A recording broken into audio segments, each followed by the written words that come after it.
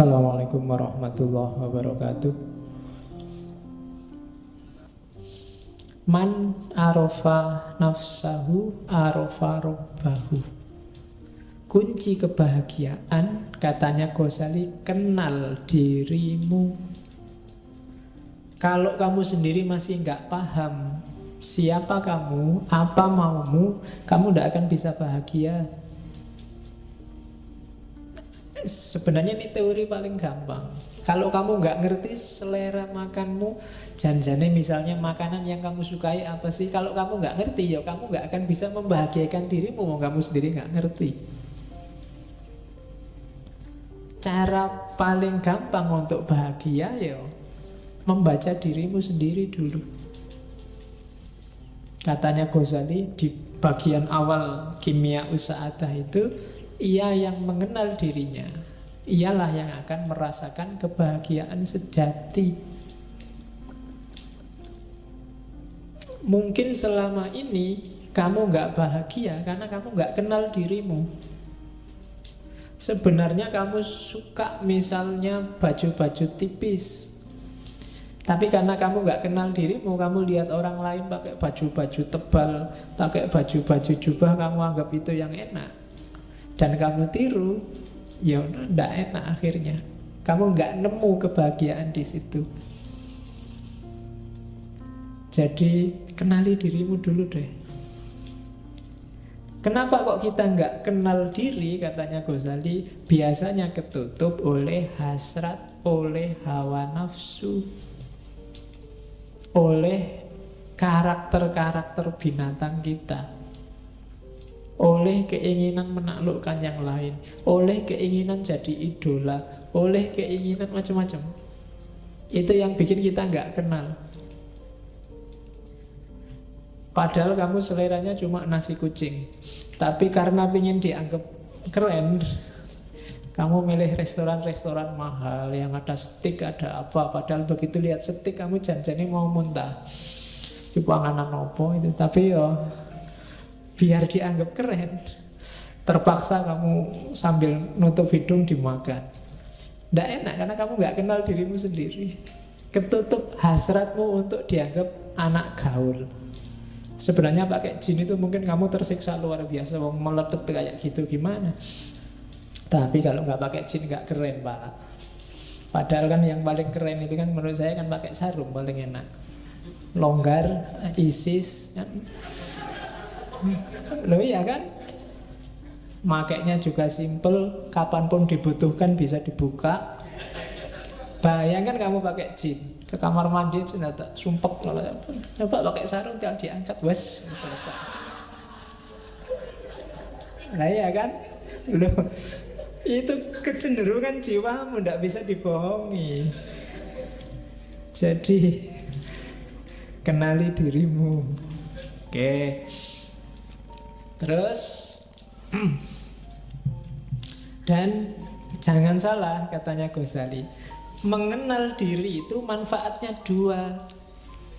Begitu kamu jernih membaca dirimu, semakin ke dalam, semakin ke hakikat sebenarnya siapa itu manusia, justru di paling dasar kamu akan ketemu gambarnya Tuhan. Ya kan? Karena Allah memang yang membedakan manusia dengan yang bukan manusia kan wa nafakha fihi min ruhi. Dalam diri kita ditiupkan ruh dari Allah. Dan itu citranya, gambarnya ruh dalam diri kita, itu gambarnya Allah. Jadi begitu kamu kenal dirimu yang sejati, hakikatnya kamu kenal Allah. Jangan dibayangkan, kalau mau lakukan. Bersihkan dirimu sebersih-bersihnya, singkirkan dari debu-debunya. Ghazali kan yang terkenal bikin analogi cermin itu kan. Semakin nafsu menguasaimu, semakin gelap cerminmu. Kayak kamu maksiat sekali, ada titik hitam satu. Semakin banyak maksiat, titik hitamnya semakin banyak. Sehingga kamu tidak bisa sudah lihat ke dalam dirimu. Akhirnya kamu tertipu oleh titik-titik hitam itu. Kamu anggap yang penting yang titik-titik hitam itu. Padahal kalau kamu bisa bersihkan itu, kamu sisihkan itu semua, kamu akan melihat bahwa sebenarnya Itulah hakikat dirimu dan sekaligus itulah Tuhanmu. Oke, jadi kunci bahagia pertama, kenali dirimu. Saya tidak tahu pernah nggak teman-teman sekali-sekali mikir tentang dirimu sendiri. Mungkin paling tidak kayak tadi, nanti kalau ada waktu ya bikin semacam muhasabah, semacam tafakkur. Tipe orang kayak gimana sih kamu itu? Yang kamu sukai apa, yang tidak disukai apa? Cita-citamu apa saja? Keinginanmu apa saja? Terus kamu cek, ini keinginan ini sifatnya kayak gimana sih? Positif apa negatif? Kalau negatif, kenapa kok negatif? Sumbernya dari mana? Dan akhirnya mau jadi apa? Wah, itu muhasabah namanya. Jadi yang pertama, kenali dirimu deh. Siapa kamu? Ya kalau orang perang itu kan harus ngerti posisinya. Kalau kamu nggak ngerti posisinya, gawat. Ya kan? Di rumah aja kan kamu harus ngerti posisi. Kamu itu anak, opo bapak, opo ibu, opo adik, apa kan harus jelas. Kalau kamu di rumahmu anak tapi merasa kayak bapak, kan gawat. Ya nanti malam-malam masuk kamar ibu, lo posisimu anak bukan bapak. Lah ya kan, harus jelas. Nah itu maka kamu dalam hidup ya gitu harus muhasabah. Jangan-jangan kamu itu teman, apa sahabat, apa pacar, apa musuh kan juga harus jelas. Biar menyikapinya juga enak. Maka know yourself. Ini kan pesannya Socrates yang paling awal kan, kenali dirimu.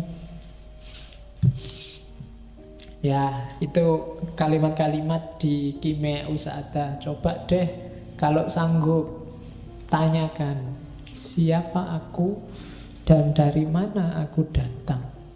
Kemana aku akan pergi? Apa sih tujuan kedatanganku dan persinggahanku di dunia ini? Di mana sih kebahagiaanku dapat ditemukan? Tanyakan itu, coba jawab. Ini PR-mu nanti malam. Ya sambil nonton sepak bola kalau ada, ini dijawab. Kira-kira siapa sih aku itu? Dari mana aku datang? Kok tiba-tiba aku ujuk-ujuk ada di sini itu loh? Apa kebetulan atau Allah ngasih misi apa sih aku ditaruh di bumi ini? Kok aku dilahirkan di Jogja, kok aku dilahirkan di Sumatera, kok aku dilahirkan Jawa Timur, kok aku kira-kira disuruh membawa misi apa sama Allah? Nah itu muhasabah. Dan Ghazali wanti-wanti, diinget-inget ya, dalam dirimu secara umum itu ada 3 aktor. Ada 3 variabel yang harus hati-hati kamu gunakannya. Begitu salah dosis, hidupmu kacau. Yang pertama adalah unsur hewan, kehewanan. Yang kedua unsur setan. Dan yang ketiga unsur malaikat. 3-tiganya penting. Kamu butuh unsur hewan. Kalau kamu nggak punya unsur hewan, gawat. Kamu nggak punya ambisi, nggak punya cita-cita, kamu akan jadi orang yang pasif, nggak kreatif. Mungkin kamu bisa nggak punya anak kalau nggak punya unsur kehewanan. Karena, wah saya nafsu kayak gitu, nggak lah pak, malah gawat. Harus punya yang itu. Cuma dosisnya dan caranya diatur. Jangan sembarangan. Nah, kalau sembarangan jadi hewan beneran. Jadi bukan lagi manusia yang punya unsur kehewanan, tapi hewan yang punya unsur kemanusiaan. Walik. Jadi harus ada. Setan juga begitu. Belajarlah dari setan apa? Kecerdikannya. Setan itu pinter, cerdik. Nggak gampang loh bisa bohongi orang, ngerayu orang, diplomasi itu perlu belajar dari setan. Ya kan? Lu kalau nggak cerdas luar biasa, nggak bisa jadi setan. Kamu bisa mengerayu orang, orangnya punya akal. Manusia kan dikasih bekal akal, dan itu setan ditantang untuk menaklukkan, dan sering sukses. Ya kan? Loh, setan itu kan sering sukses. Kadang-kadang setannya belum ngapa-ngapain itu sudah sukses. Setan itu ya geleng-geleng kepala, dan menungso belum diapa-apain wis manut. Oke. Dan malaikat, jangan salah, dalam dirimu ada malaikat. Potensi untuk pasrah, tunduk total 100% pada Allah tanpa bantah. Karakter-karakter baik 100%. Cuma malaikat yang murni, tidak ada hewannya, tidak ada setannya. Ya. Jadi tidak manusiawi. Jadi manusia itu mix antara tiga-tiganya. Jadi bukan tiga-tiganya dibuang atau dipilih yang mana, tapi kontrollah tiga-tiganya sesuai dengan dosisnya masing-masing. Kalian harus ngerti dosisnya, ngerti takarannya. Jangan berlebihan. Katanya Ghazali, untuk bisa ngerti takarannya, yang ngontrol harus akal. Kenapa harus akal? Gambarannya kayak kota, katanya Ghazali. Jadi jiwa kita itu adalah kota besar. Rajanya beda sama Farabi kemarin. Rajanya bukan akal, tapi hati. Kolab. Jadi katanya Ghazali, enggak, akal itu bukan rajanya. Akal itu tunduk pada kolab. Suka dan tidak suka, kecenderungan batinmu. Jadi Ghazali melihat manusia itu disetir oleh kecenderungannya. Akal, dalil, argumen, pikiran itu datang belakangan mendukung kecenderungan hatinya. Maka bereskan dulu hatimu. Karena hati itu rajanya. Bukan kayak di Farabi kemarin, akal rajanya. Jadi kamu itu ikut partai apa dulu, baru kamu cari dalil kenapa partaimu itu bagus. Kamu itu jatuh cinta dulu, baru cari argumen kenapa kamu jatuh cinta padanya. Kamu suka dulu, baru nyari alasan kenapa kamu suka. Atau tidak suka dulu, baru nyari alasan kenapa kamu tidak suka. Jadi rajanya adalah hati. Maka kan banyak pengajian-pengajian manajemen kolbu. Nah, itu bahas raja. Ya besok kita bikin tandingannya, manajemen akal. Ya. Jadi tugasnya akal apa? Akal panglima perang. Hati itu tugasnya ngasih nasihat, berfatwa. Sementara pekerjanya, panglimanya di lapangan itu akal. Prajuritnya itu syahwat dan amarah. Jadi dua-duanya ya, yang satu wali kotanya, yang amarah itu polisinya kalau katanya Ghazali. Jadi dalam diri kita itu isinya polisi yang marah-marah, kemudian wali kota yang penuh ambisi, dan panglima yang punya kekuatan ngatur, serta raja yang mengendalikan. Begitu rajanya nggak beres, maka panglimanya juga disuruh ngatur untuk ke arah yang tidak beres. Syahwat akan jadi penguatnya, karena dari situ muncul ambisi hasrat.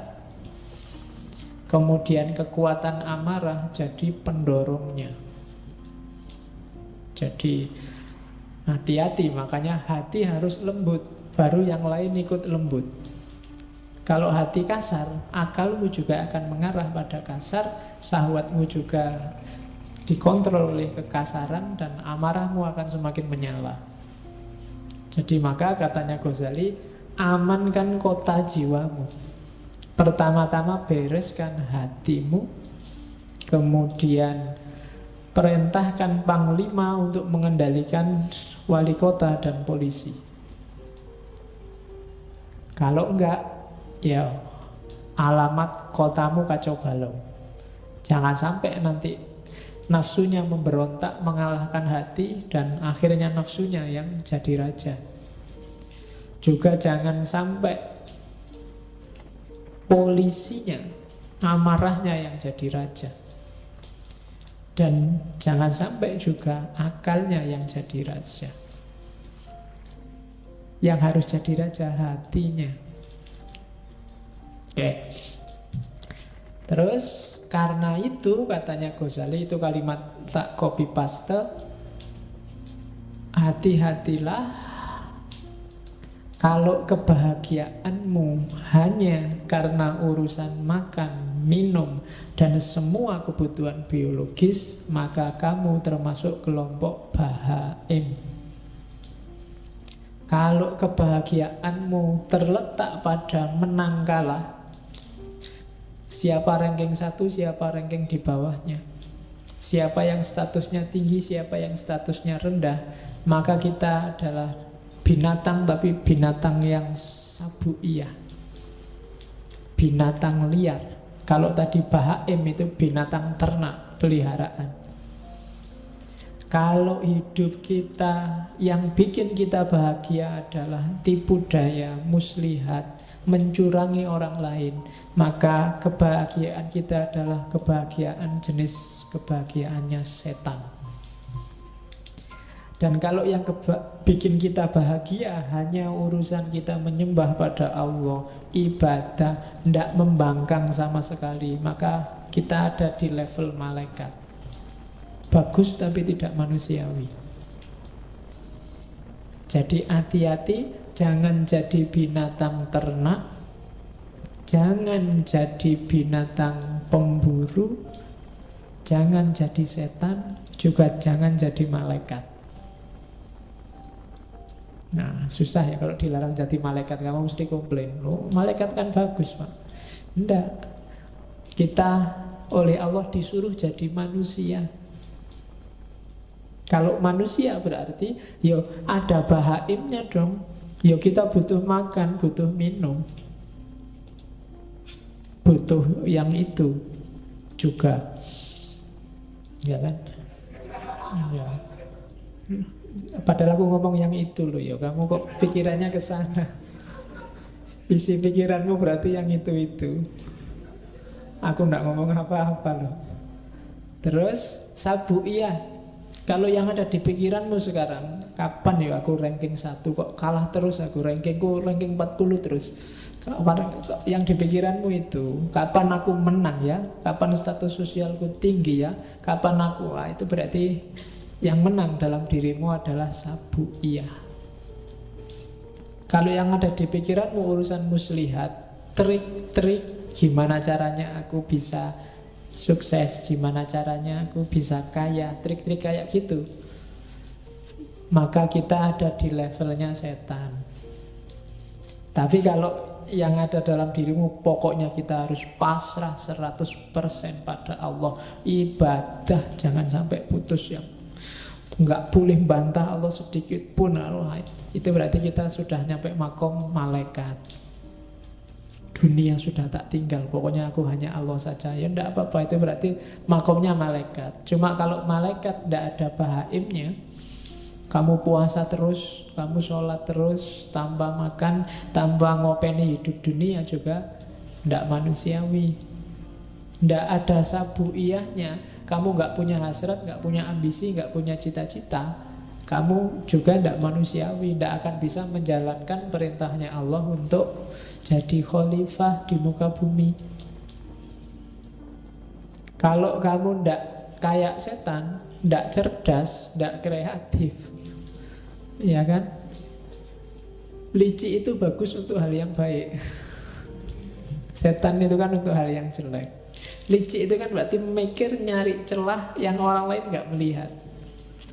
Oh, itu untuk hal-hal yang bagus. Kamu namanya kreatif. Gitu loh. Ya kayak Hasan bin Sabah tadi kan, assassin kan. Dia nggak bunuh kan, itu kan pinter. Karena jahat maka namanya licik. Tinggal naruh pisau di bantalnya musuhnya, sudah selesai. Nggak perlu harus ngebom lah, nggak perlu bom bunuh diri lah, nggak perlu capek-capek.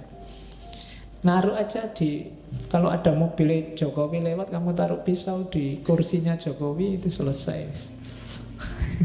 Kalau kamu nggak ditangkap ajudannya loh. Jadi coba hati-hati, dikontrol lagi apa yang bikin kamu bahagia. Kalau yang bikin kamu bahagia luar biasa adalah ketika kamu ranking 1 dan semua temenmu kalah, maka ada sabuiyah yang dominan dalam dirimu.